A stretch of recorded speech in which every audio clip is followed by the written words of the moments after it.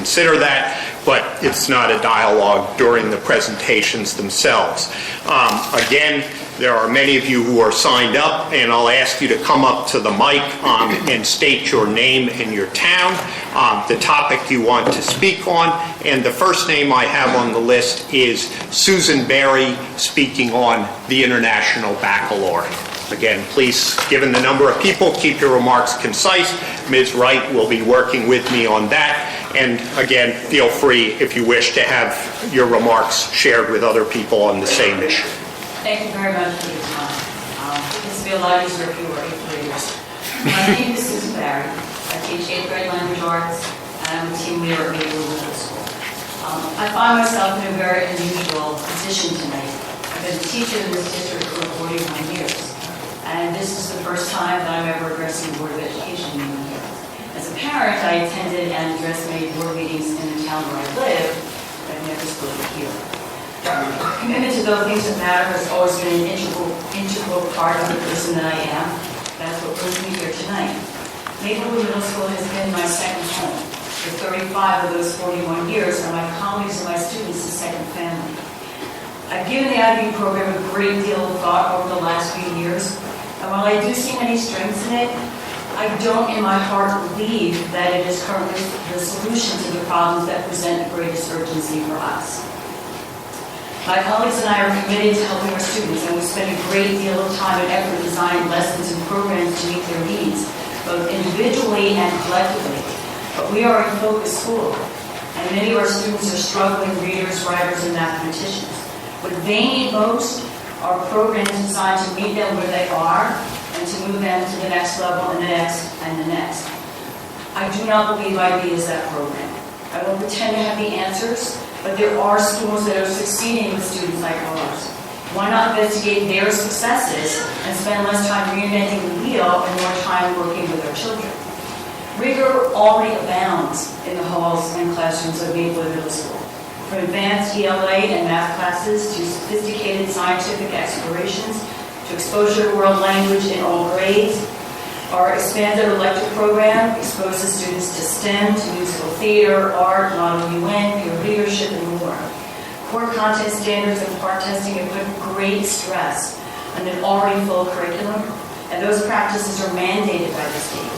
No one of us can do his best job if being pulled in several different and often contradictory directions. IB is an expensive program to implement, both financially and in terms of staff time. My purpose tonight is to ask the board to please consider not funding IB any longer. It is not a program that addresses our children's most urgent needs. As teachers, we know them. We understand that, and we care deeply about that. And that concern brings all of us out on this full evening to ask that you please put an end to IB and allow our children to focus on getting off the focus school list and to helping each child achieve his personal best. Thank you very much. Thank you, Ms. Berry.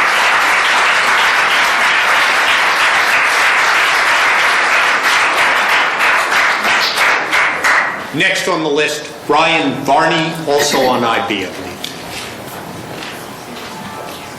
Hi there. Hi. My name is Brian Varney. I've been teaching at Maplewood Middle School for 7 years now. Best teaching practices include being knowledgeable, a thinker, an inquirer, caring, reflective, a communicator, a risk taker, being principled, balanced, and open-minded. Although IB incorporates these principles, I also think that our focus as a district has shifted and is proving to ill-prioritize what matters most. I recently observed an IB school and loved the concept of IB for all students at that school. However, I do think that we need to refocus on other areas and have bigger fish to fry, in addition to the implementation of IB. Over the course of the last 3 years, the district cut numerous special education teachers and don't have enough funding to purchase a sufficient amount of licenses for successful reading and mathematics programs for our students. We are cutting staff and don't have enough funding to support our most needy students. Doesn't that concern anyone? Our priorities as a district need to shift support our students in our most crucial areas, such as our special education department. We also need to more effectively support our students who aren't classified, but are reading 2, 3, or sometimes 4 grade levels below where they are placed. We should be able to purchase enough program licenses to support all of our students, not just some, in reading and math. At MMS, we are a focused school. We should be concentrating more of our attention on that and the programs that will aid us in being effective to help all of our students be the most successful they can be. I'd like to leave you with some food for thought tonight and a question for you to ponder. Are we as a district fully invested in our students' best interest if we are cutting teachers and staff, increasing class sizes as a result, and can't afford a sufficient amount of licenses or tried and true research-based programs that actually work? Where do our priorities lie? Thank you, Ms. Barney. Next, we have George Maritzin, also on IB. You can also give us your town address.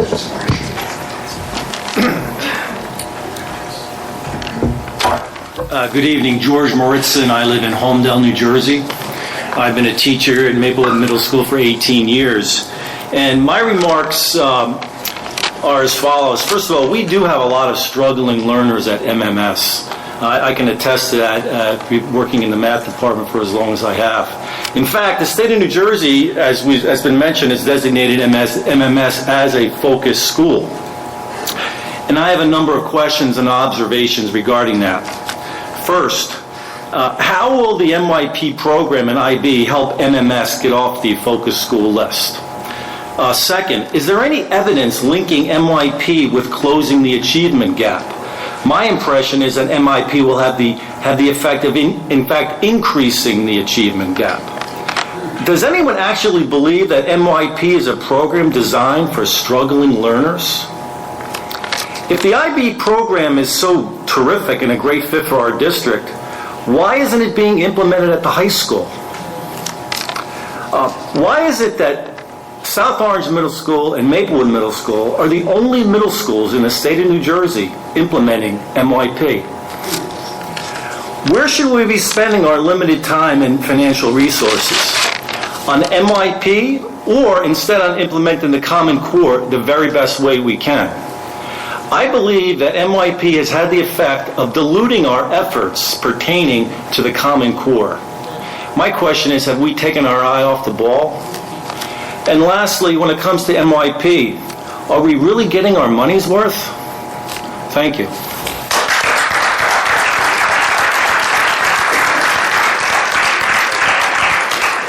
Thank you, Ms. Lawrence. Next, Anna Herstadt, also IB.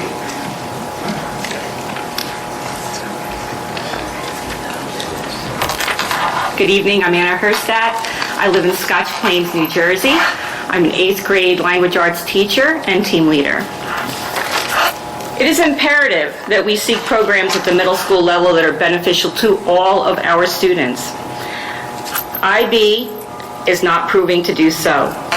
Although the IB philosophy sounds pedagogically encompassing, there is nothing in the mission statement or doctrine that directly addresses the struggling learner. There are many less expensive programs that can be tailored to meet the needs of students who are academically deficient, and rigorous programs that challenge our brightest, fastest learners. Additionally, why try to make couture learning when you have off-the-rack materials? We have outdated texts, overused novels, and shared Chromebooks, not one-to-one as promised, and minimal resources, all of which do not support the demands of the IB global learner. Teachers are scrambling to find resources suitable to build schema or background which is appropriate for all levels of students in our classrooms, making differentiation a more than daunting task to fulfill the needs of the IB program. Next, we have many initiatives that are requirements in helping our students succeed. Teachers at MMS are trying to become masters of the Common Core, PARC, the Danielson Framework, SGOs, SGPs, PVPs, revised curriculums, new technology, school-wide and department goals, and a plethora of other concerns. A huge priority for us is leaving focused school status. The IB program lacks clarity for us and does not parallel our vision for success at MMS. In fact, the energy that is needed to perfect this program creates an unpleasant distraction from what we have already mastered and what we're trying to achieve. We're sure the IB program is lovely on students in other places, but it is definitely not the outfit for our middle schoolers. In referring to our students, I will quote our old motto: we want them to care, we want them to work, and we want them to succeed. The teachers at MMS believe in nothing less than excellence. Help us help your children. Remove IB from our programming.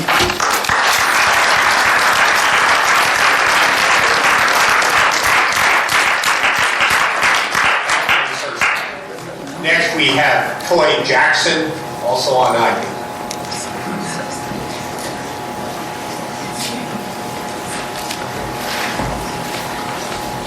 Good evening. My name is Toy Jackson, and I'm a 6th grade history teacher at Maplewood Middle School, and I too have been teaching for 18 years.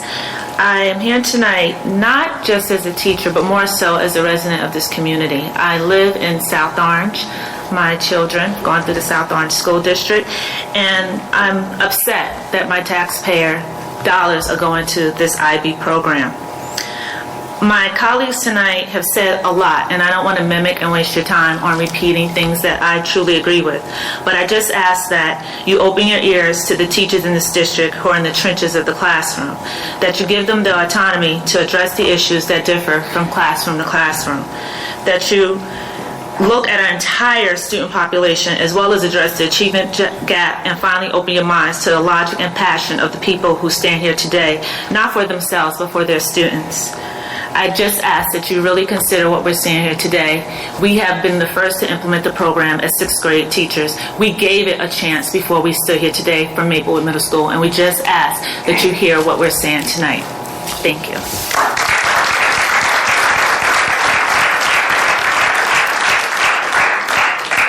Next, Mark Terenzi, also on IB. Hello, everybody. My name is Mark Terenzi. I'm from Metuchen. I've been a science teacher at Maplewood Middle School for about 15 years now. I don't want to bushwhack a little bit here, but I think what Toy said is really important, is we've really given this a chance. You haven't seen us here. We've been really trying to make this work, and we're really at the point now where it's not working. Anyways, in its mission statement, the IB program states that its program, and I quote, encourages students to understand that other people with their differences can also be right. The irony of that statement is unavoidable. The implementation of IB's ideals fosters an environment that suppresses creativity, streamlines thinking to established paradigms, creates use of an artificial language and value system among children, and rewards conformity. The 10 canned character traits we have to espouse, and which are listed in every room, the predetermined global contexts in which we have to demonstrate our lessons are rooted, the 4 pre-slated IB areas of interaction, which are billed as the correct paradigms of human thought, and the mandating of almost comical rubrics filled with so much mumbo-jumbo that it's like not having a rubric at all, has really deadened us in the classroom. IB is a franchise, pure and simple. It's no different than finding the same at every McDonald's or every Walgreens across the country, except we were talking about human beings, not Big Macs, not Rolaids. Finally, in the IB's top 10 list of the best learner profiles, I find it interesting that neither creative nor individualistic is included. Like I said, IB is a franchise, pure and simple. Thank you.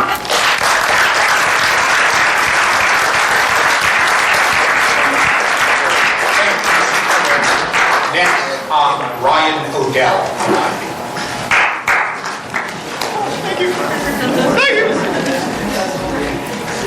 Hello, my name is Ryan Odell. I live in Cranford, New Jersey. I am a 6th grade language arts teacher, and I have been at Maplewood Middle School for 19 years.